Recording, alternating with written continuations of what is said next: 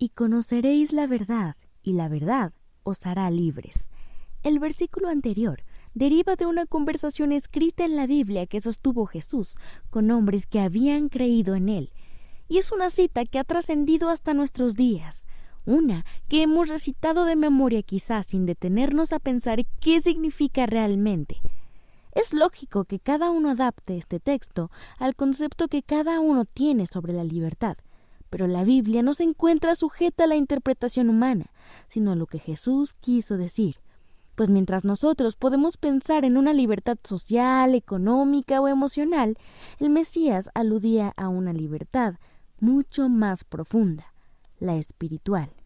En el contexto de este capítulo, Jesús no solo hablaba con personas que conocían la ley de una manera obsesiva, sino con hombres que se encontraban seguros de ser libres.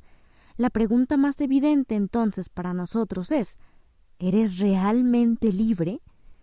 En el libro de Juan del 32 al 38, Jesús menciona algunas palabras en específico que nos llevarán a una respuesta personal. Estas son permanencia, obediencia, esclavitud y discipulado. Versículo 31. Dijo entonces Jesús a los judíos que habían creído en él: si vosotros permaneciereis en mi palabra, seréis verdaderamente mis discípulos.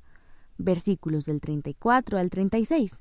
Jesús les respondió: de cierto os digo que todo aquel que hace pecado, esclavo es del pecado. Y el esclavo no queda en la casa para siempre, el Hijo sí queda para siempre. Así que, si el Hijo os libertare, seréis verdaderamente libres. Todo aquel que hace pecado, esclavo es del pecado. Pero si conocer la verdad nos hace libres, entonces el mundo sería un lugar completamente distinto al que conocemos. El problema es que, para comenzar, conocer una verdad no es lo mismo que vivirla. Pero para esto es necesario entender quién es un esclavo, qué hace y, por otro lado, las funciones de un amo. Imaginemos un esclavo en la antigüedad, atado por cadenas, cuyas funciones son obedecer, trabajar, levantarse e ir a donde su amo le diga. Los esclavos no tenían voluntad propia ni tomaban decisiones por sí mismos, pues su vida le pertenecía a alguien más. Exactamente es así como Jesús habla del pecado, no como una decisión que tomamos, sino como la incapacidad de decidir. Por lo tanto, todo aquel que hace pecado le pertenece al pecado. El mayor engaño del hombre es creer que su libertad significa poder decidir si pecar o no, pero una vez que se es un esclavo, ya no se decide, se obedece, pues el pecado se convierte en un amo para la vida de los hombres. Romanos 6:16. ¿No sabéis que si os sometéis a alguien como esclavos para obedecerle, sois esclavos de aquel a quien obedecéis, sea del pecado para muerte o de la obediencia para justicia? Pero Jesús dice: conoceréis la verdad y la verdad os hará libres. Es un texto conveniente si no se considera el versículo anterior: si permaneciereis en mí, seréis verdaderamente mis discípulos. En muchas ocasiones se piensa en seguir a Jesús como sinónimo de esclavismo. Ante el mundo, a los hijos de Dios no se les permite llevar a cabo lo que para el mundo significa libertad. Pero este texto resulta sublime cuando comprendemos que ser discípulos no es en absoluto parecido a ser un esclavo. Ser un discípulo significa seguir con amor, compromiso, obediencia y la aspiración de ser como Cristo. Implica tener criterio propio mientras somos guiados por Dios.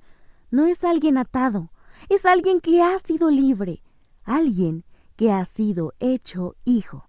Y recordemos que el versículo 35 dice: y el esclavo no queda en la casa para siempre, el hijo sí queda para siempre. Pero entonces, si existen muchos hombres que conocen la verdad, ¿por qué no son libres? La diferencia radica en que entender, saber de memoria y aún estudiar no significa obedecer, no significa ser libre, no significa vivirlo. Existe una diferencia significativa entre recitar versículos de memoria y hacerlos parte de la vida diaria. El conocimiento es un arma valiosa y esencial, pero no rompe cadenas. Y si queremos ser verdaderamente libres, entonces la respuesta es permanecer, seguir, obedecer. no porque resulte sencillo, sino porque la libertad significa algo diferente para los creyentes. Es importante tomar en cuenta que Jesús no solo habla de la verdad, Él mismo es la verdad, y conocerle es indispensable para poder gozar de una libertad real. Una vez comprendido esto, entendemos que el problema no es que el mundo o nosotros mismos no conozcamos la verdad, sino que de forma deliberada decidimos ignorarla. Santiago 4:17 dice: «Y el que sabe hacer lo bueno y no lo hace, le es pecado». Conocer las cosas escritas en la Biblia es importante para permanecer, pero no significa que memorizar, entender y estudiar siga estando hueco si no se obedece y se atesora en el corazón la verdad. No es suficiente saber, porque conocer la Biblia mientras el dueño sigue siendo el pecado es como conocer la salida de una cárcel y aún así decidir permanecer en ella. La conversación mencionada al inicio de este devocional era con judíos que creían ser libres. Conocían la ley, pero si seguían siendo esclavos, no era por falta de conocimiento, sino por falta de permanencia. Este es el punto más sensible y triste de esta palabra.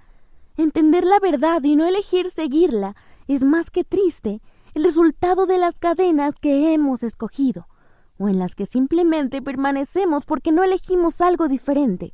Se nos olvida que no decidir ser hijo significa directamente elegir ser esclavo. Pero este mensaje no es una invitación a señalar quién es esclavo o quién no, sino una a reflexionar si estamos viviendo la libertad que Cristo ofrece o lo que el mundo comprende como libertad. No se trata de que nunca pequemos, sino de la resistencia que ponemos o no al pecado, de quién es dueño de nuestra vida. Porque Romanos 6:17-18 dice: «Pero gracias a Dios, que aunque erais esclavos del pecado, habéis obedecido de corazón a aquella forma de doctrina, a la cual fuisteis entregados, y libertados del pecado, vinisteis a ser siervos de la justicia».